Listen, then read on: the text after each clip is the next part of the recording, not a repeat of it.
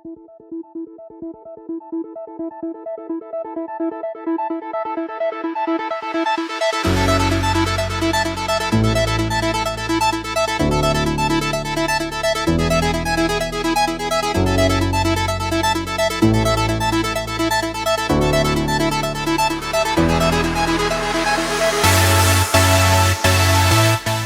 شباب، وياكم داش اجي من دروس الفوتوشوب. هذا ارجع احكيكم عن اللونج شادو داخل الفوتوشوب CS6.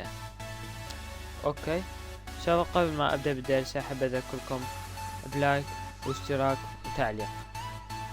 اوكي، اول شي تفتح واجهة الفوتوشوب، تختار فايل نيو 1920 1080. اوكي، اختار اللون تقريبا 0E3A4F ادوسه اوكي، رح تطلي الباك جراوند.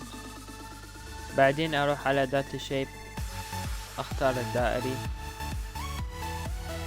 وادوس كنترول شيفت حتى ينطيني دائرة منتظمة. اختار اللون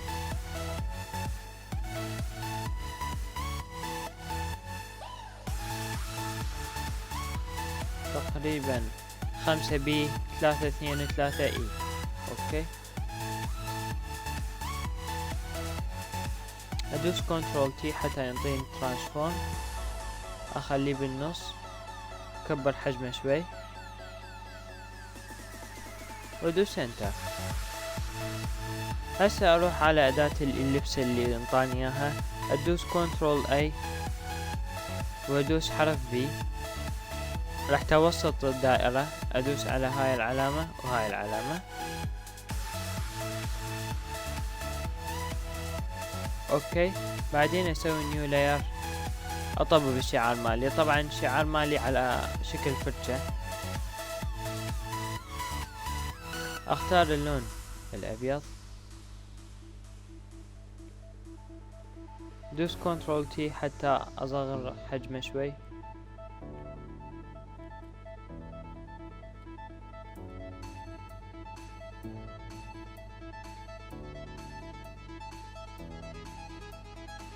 اوسطه وادوس انتر.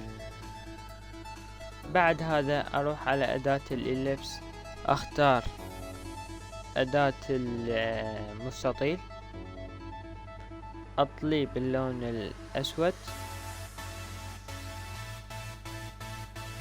سويه تقريبا، اخليه تحت الشعار، ادوس كنترول تي، اميله شوي بحيث يساوي الزاوية اللي تريد تسوي بيها الشادو اللي تريده.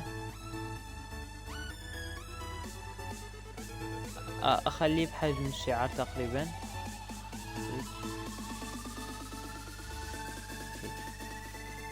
وادوس انتر. ادوس كليك يمين كرييت كليبينج ماسك على الدائرة.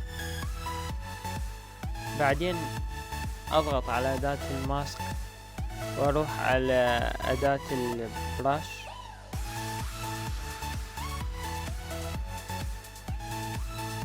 وامسح المناطق اللي ما اريد تصير بيها شادو.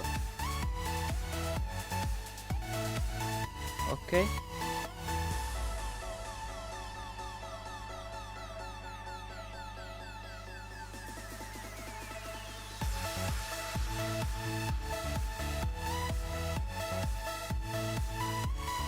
هيك زين.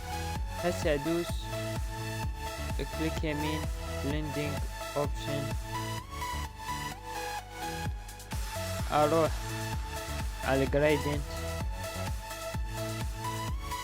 وادوس على هاي العلامة، اختار هذا وادوس اوكي، اسوي ريفريس واسوي الاوباسيتي 50 وادوس اوكي. احول الفل الى 1.